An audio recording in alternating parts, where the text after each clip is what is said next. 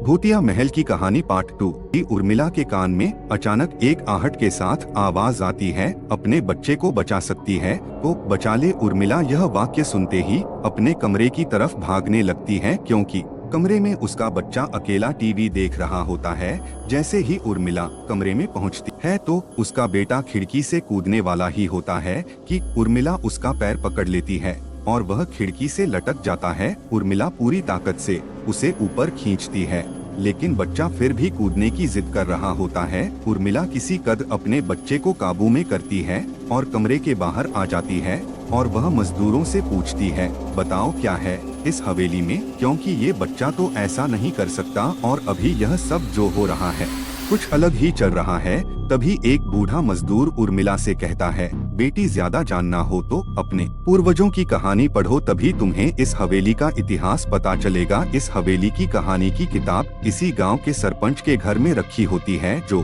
कि बहुत साल पहले मर चुके थे, लेकिन अब भी उनके बेटों के पास वह किताब मौजूद थी। उर्मिला सरपंच के घर पहुंचती है और किताब ले लेती है। किताब पढ़ते ही उसे पता चलता है कि इस हवेली में एक नौकर नौकरानी भी थे, जिनके बीच में बहुत प्यार था और वह कई सालों से हवेली की सेवा कर रहे थे। लेकिन एक बार रानी के शाही गहने चोरी हो गए और उसके शंका में राजा ने नौकरानी को चोरी की सजा दी और उसे जिंदा दफना दिया गया। उसके गम में उसके पति ने भी अपनी जान दे दी और उसके 1 महीने बाद ही उस राजा ने अपनी ही तलवार अपने गले में घुसेड़कर आत्महत्या कर ली। उसके बाद छोटे मोटे हादसे हवेली में होने लगे, जिस वजह से यह हवेली हमेशा के लिए बंद कर दी गई। कई सालों के बाद वहाँ कोई आया है, जिससे वहाँ रहने वाली आत्माओं को मौका मिल गया फिर से बदला लेने का। उर्मिला हवेली का रहस्य जानकर यहाँ से जाना चाहती है, क्योंकि उसे अपने बच्चे की चिंता है।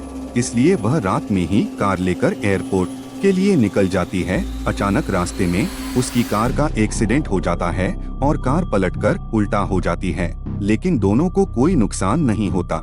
उर्मिला अपने बच्चे को बाहर निकाल लेती है और सुनसान सड़क पर भागने लगती है। रास्ते में उसे एक कार आते दिखाई देती है और कार रोकने के लिए उर्मिला सड़क के बीच में खड़ी हो जाती है और अपनी मदद के लिए चिल्लाने लगती है। तभी अचानक कार वाला आकर कार का ब्रेक लगा देता है। उर्मिला पास जाकर देखती है तो उसकी हिम्मत बढ़ जाती है, क्योंकि यह एक पुलिस ऑफिसर होता है। उर्मिला हड़बड़ाहट में उसे अपनी बात कहती है और रोने लगती है। पुलिस ऑफिसर उन्हें अपनी गाड़ी में बैठने को कहते हैं और रोड में जाने लगते हैं। रास्ते में एक बूढ़ा सड़क पर जा रहा होता है और इनकी कार के सामने आते ही रोड पर गिर जाता है। पुलिस ऑफिसर गाड़ी से उतरकर उस व्यक्ति को देखते हैं। बूढ़ा व्यक्ति बेहोश हो चुका था। पुलिस ऑफिसर उसे गोद में उठाकर अपनी गाड़ी में पीछे बैठा देता है और अस्पताल के लिए चलने लगते हैं। अचानक उस बूढ़े व्यक्ति का हाथ पीछे से पुलिस ऑफिसर की गर्दन तक पहुंच जाता है। पुलिस ऑफिसर छटपटाने लगते हैं और अचानक गाड़ी का ब्रेक लगा देते हैं। गाड़ी की स्पीड कम हो बूढ़े की तरफ निशाना लगाकर गोली चला देता है।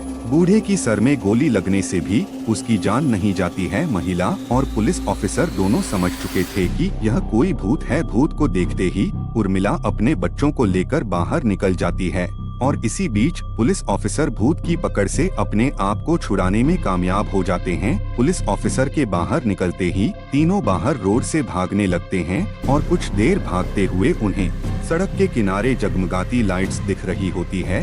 पुलिस ऑफिसर उर्मिला से कहते हैं, जल्दी चलिए। उर्मिला अपने बच्चों को लेकर एयरपोर्ट के अंदर पहुंच जाती है। एयरपोर्ट पहुंचते ही उर्मिला की जान में जान आ जाती है, क्योंकि पुलिस ऑफिसर की बहादुरी की वजह से उसके बच्चे की जान बच गई थी। लेकिन हवेली में भूतिया ताकतों का आधिपत्य अभी तक बना है और इसी के साथ खूंखार भूतिया कहानी खत्म हो जाती है। ऐसे ही भूतिया कहानी के लिए चैनल को सब्सक्राइब करो।